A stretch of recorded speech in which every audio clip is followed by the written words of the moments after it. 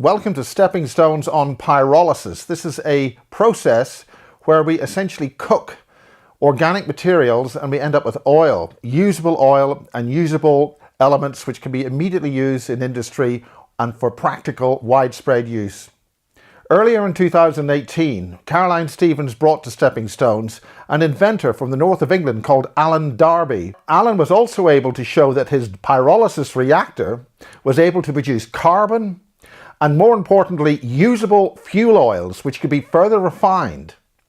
His machine is in early development and it's something he built in the back garden. In 2003 I started work on the idea of turning waste plastic and rubber into usable fuel oil which can be used in gas turbines to create electricity.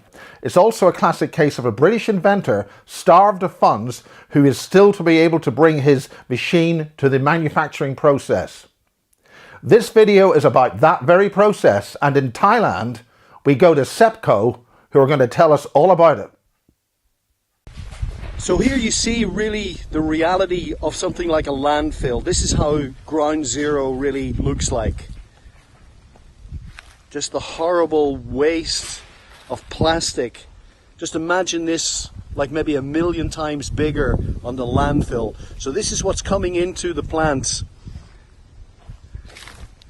Then it gets cleaned up, gets cut up into fine pieces so that it can be fed into the reactor.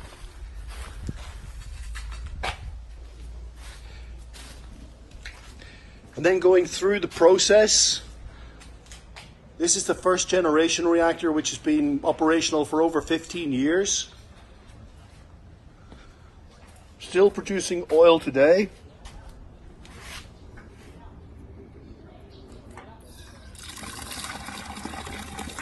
This is the product. Turning all that plastic, horrible waste into something that can be used. Diesel, oil, can be further refined into kerosene, petroleum, whatever. So, just to give you an idea of what's happening. Well, thanks for having me. Our company, Sepco Industries Company Limited, here in Thailand, is a company which is focusing on building waste plastic to fuel production units based on our own technology and our product called polypetron. Our machinery that we are manufacturing and operating can process up to 20,000 kilos of plastic waste per day, and we are able to convert that into an average of 15,000 liters of environmentally friendlier fuel per day. And my partners, who are the original developers of this technology, have been working on this now for over 18 years. Their background is that they are from Thailand. They are researchers and academics, and they have been working for many years in different industries involving production and setting up plants and chemical technologies and so on. Now, roughly about 18 years ago, they started to develop the concept of using the pyrolysis process in the treatment of waste plastics. Pyrolysis refers to two Greek language words, meaning pyro, meaning heat, and lysis, meaning separation. So pyrolysis is the concept that we are using. So these gentlemen, they started applying this technology, this method into the treatment of plastic waste, and have been able to build over the last years 5 generations of the polypetron machine, which we have operational here in Thailand. And we believe that our technology as of today is the most cutting edge technology in the world. And we are now in a mission of expanding this technology and these machines all across Asia and other parts of the world. That would be the short summarized introduction. Thank you. Let me explain a little bit more about the technology and what the concept really is, just so that the viewers are aware of what we are really doing and what we're aiming for. So, as I mentioned before, we have a fully operational machinery with years of track record in industrial production, and we are able to process 20,000 kilos of plastic waste per day into an average of 15,000 liters of fuel. Now, we're able to use any type of plastic except for the PVC. Typically in the world right now, the global production of plastic this year alone exceeds in weight more than the entire combined weight of every human being on the planet. We're talking easily more than 300 million tons of new plastics being created this year. Unfortunately, only a very, very small percentage of this plastic is currently being recycled. And most of it is being considered waste, which is stored in the landfills and even in the oceans. What many people don't realize is that, for example, the last 20, 25 years, most of the plastic waste which has been collected from the European Union countries has actually been sent over to China.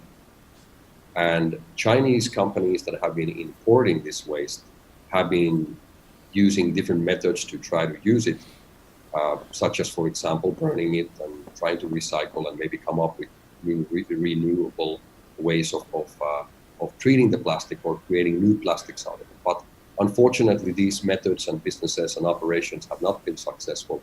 And we know for certain that great amounts of plastic waste have been simply even dumped into the oceans from China.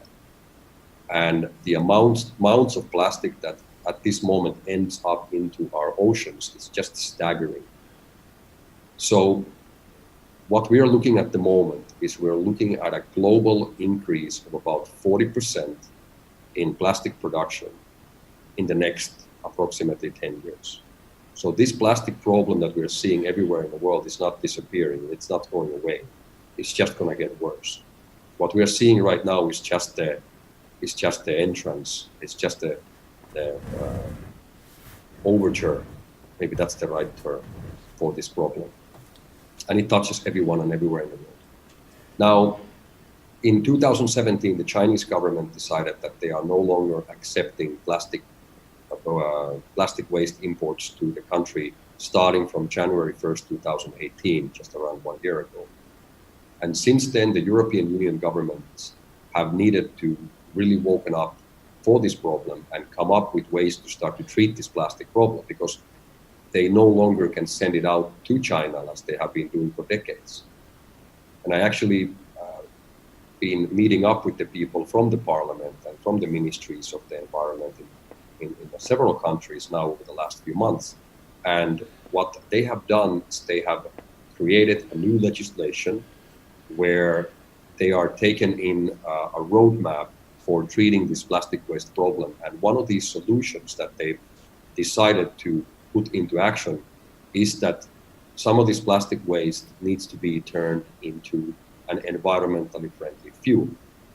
This is the reason why you are seeing now some of the biggest oil companies in the world getting on this bandwagon and are now already made announcements publicly that they are looking to start using plastic waste as their raw material, and they are going to start to manufacture oil and other fuels from this plastic waste.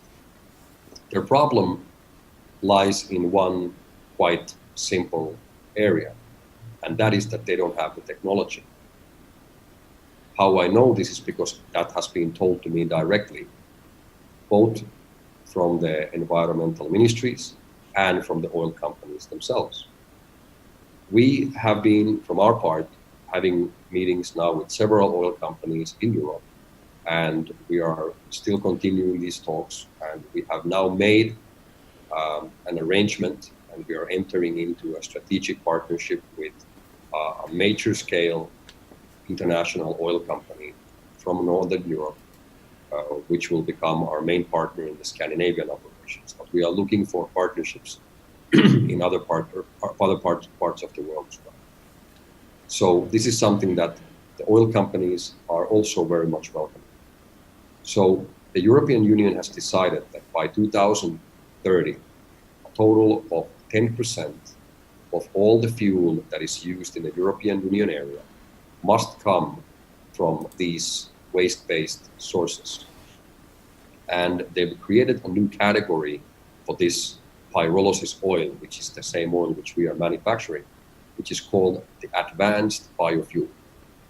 And when you do your research, you will be able to find more information about under this specific category. Now, what we are doing here right now in Thailand is we are building a network of 50 production units to cover the needs for the local market here. And aside from that, we are now dealing with a total of 23 countries as of today in terms of partnerships and cooperations to bring this technology and these machines to every part of the world. Our target is to build a total network of 1,000 production units across the globe, and we are very open for partnerships and cooperations with everyone.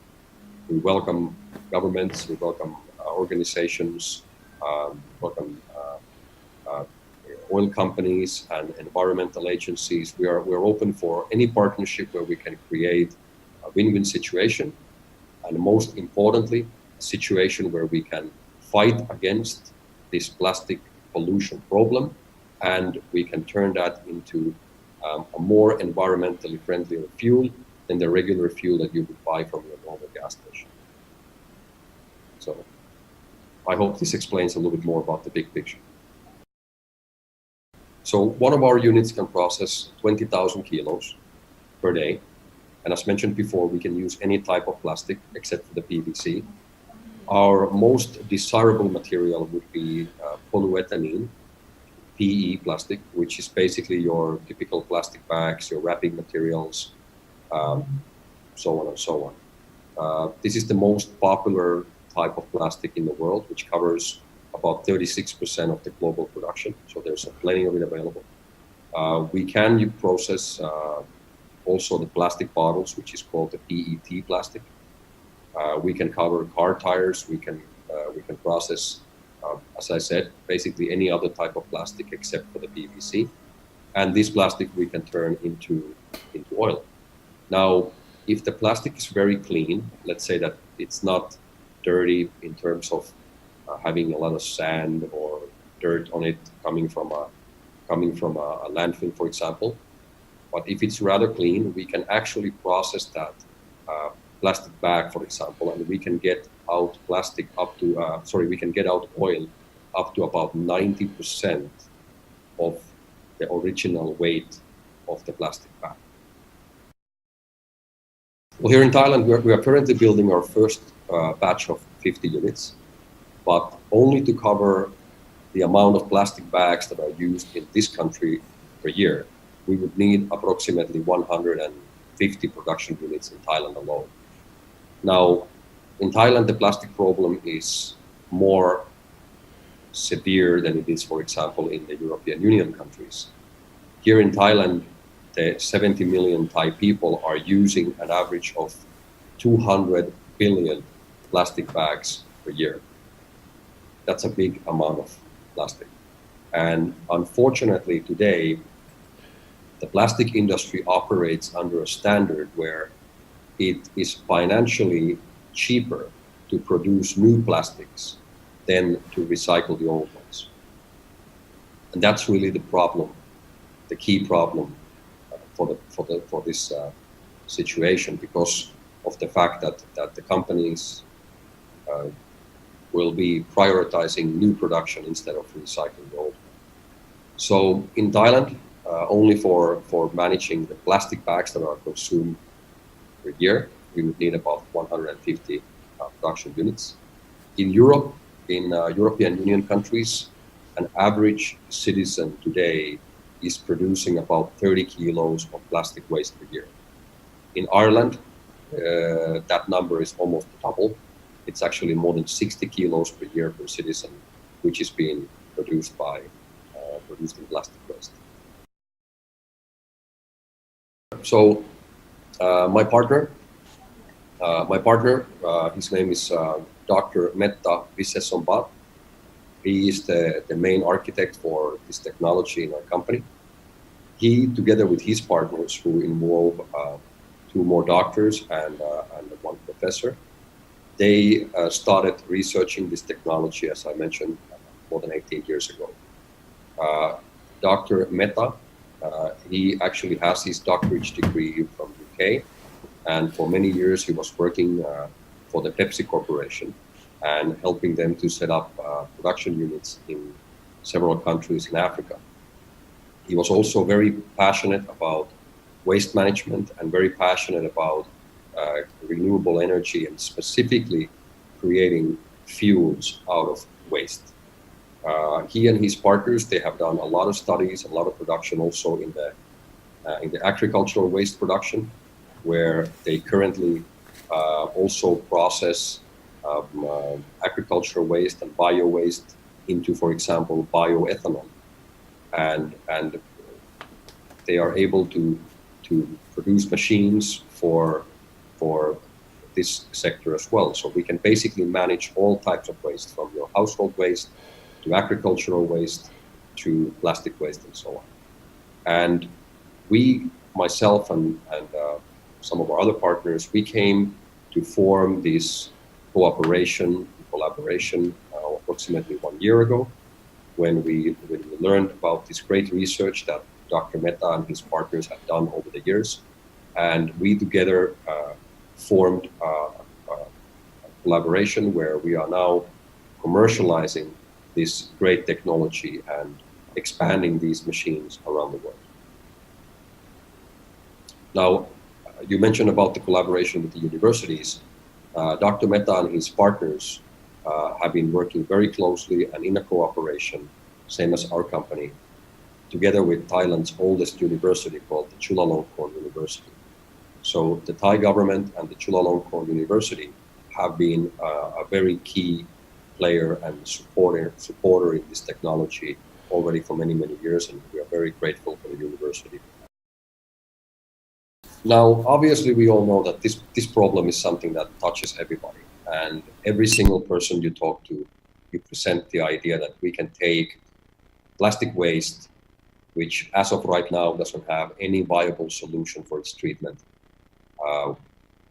instead of making a hole on the ground and dumping it there for the next 400 years, or maybe burning it and releasing all these toxics to the environment. Those are the two solutions that we've seen be used all over the world until now. We are really there to provide the solution. We are there to provide a solution which is 100% environmentally friendly and can produce a commodity which is used all over the world. Now, this pyrolysis oil, and this is what I want to highlight, can be used as it is, straight out of the machine, as your heavy diesel. So the oil that comes out from the machine is considered as heavy diesel, which you can use in any type of bigger diesel engine, including trucks, buses, agricultural machines, trains, boats, generators, and so on. But we can take then this oil and we can put it into our refinery unit, where we can refine it to become your European standard diesel, your US standard diesel, your gasoline, petrol, or even kerosene for the airplane. So whatever type of fuel is needed on the market, we can produce that. And the carbon footprint in the whole production is lower than it would be in your regular fuel bought from the gas station. And we also have an almost significant amount of sulfur in our fuel. For the ones who are educated in this area will find this very interesting, simply for the fact that our sulfur content is almost insignificant. It's very, very low. And this makes our fuel a premium product on the international fuel markets. Very important. Now, what we are doing at the moment is we are looking for like-minded people and like-minded organizations to partner with and to help our planet to solve this plastic waste problem. We welcome everybody into this mission, and we welcome institutional investors to finance and co-finance these plants all over the world. We welcome local operators who would like to operate one of these plants in their specific country or city, in their region. And we welcome every single human being around the world to join us and be part of building and financing the building of these production units around the world. Now, we have created a tremendously important collaboration with a company called Cloud Horizon. Cloud Horizon is a network marketing and direct sales company which is offering online products and services all over the world. Now, Cloud Horizon has committed on financing a total of 50 production units around the world in different strategic locations. Some of these will be here in Thailand and some of them will be in European countries. This will be a very, very, very interesting and important project that we've got involved now together with Cloud Horizon. And what Cloud Horizon is doing, it is investing 100% of its business profits towards financing these production units. And by becoming a client, becoming a member or a user of Cloud Horizon, buying any of their products and services, Cloud Horizon is giving out these free promotional tokens in the form of cryptocurrency, which you as a client are able to own and to later on use to purchase the fuel that is being produced from these production units. So these tokens are utility tokens, which are the official trading currency for these production units, which are done in a collaboration with Cloud Horizon. And we believe that there will be a great demand for these coins, for this cryptocurrency. And by that demand, we also see and forecast a very strong growth in the value of these coins in the future. So please learn more about Cloud Horizon Limited from their website or from people around you who are involved with Cloud Horizon or involved with our company, Sepco Industries, and find out more about how you and your friends can be involved in this mission to fight the plastic pollution around the world, and at the same time as we're helping the environment, change lives financially by creating financial independence for the people that are involved, and through this opportunity owning this cryptocurrency as well. First of all, I want to highlight something. So we're not selling cryptocurrency. Neither our company, Sepco Industries, or Cloud Horizon as a company is not selling cryptocurrency. As I mentioned before, Cloud Horizon sells products and services, and they are investing 100% of their net profit into financing of these production units. So Cloud Horizon as a company is investing, but in return for its clients, for buying its products and services, it is handing out them for free these free promotional tokens called Orientum Plus. And Orientum Plus is a cryptocurrency, a utility coin, which is the official trading currency for the sales of the fuel, the oil that is produced by these machines. And the way that it will work in a very simple way is once these 50 production units are operational, starting from the first of them, and each one of those 50 are producing an average of 15,000 liters of fuel per day. When that fuel is being sold, the only currency that is being accepted in exchange for the fuel will be the Orientum Plus cryptocurrency. The buyer who will be there to buy 1 liter or 1,000 liters of this fuel will need to acquire this Orientum Plus cryptocurrency from the open market. If the buyer has them already, he can immediately transfer that currency. If he doesn't have it, he can either enter the market, any of the open exchanges where this Orientum Plus will be exchanged, and can buy this currency from the market in exchange for his local currency. Or he can simply use our partner company, which is an exchange, where by simply depositing your pounds or your euros or your Thai baht, for example, or your dollars into an account, you can acquire these coins very conveniently. And then the trading company will do the trade and deposit the Orientum Pluses for the producer, Sepco Industries, and the buyer will get it. So from the buyer's perspective, you don't need to worry about the cryptocurrency. You don't need to have any of those coins in advance. You can simply pay in your local currency and you'll get the oil, and the trading company will do the trade on the market. But now, if you have purchased any of the products and services from Cloud Horizon, you have been given for free these coins. And you are then able to sell these coins on the market for anyone who is in the need of them. And when the amount of production units is increasing, and we're going from 50 units to 100 units, 150 units, and so on, there will be a more and more and more demand created internationally for this Orientum Plus cryptocurrency as a trading currency for the oil.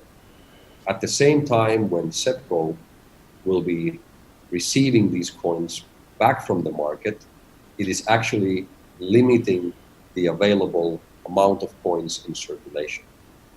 And there is only 40 billion of these coins ever created. There will never be even one more. So the amount of the coins is standard. It is not going to change, but the production of oil will be increasing. So at the same time, when the production of oil increases, the demand for the coin increases, and at the same time, the available supply of these coins on the market, this currency on the market, will decrease. So this is how we believe that we can at the same time create significant value for this cryptocurrency, which is based on actual product, which is our premium environmentally friendly fuel.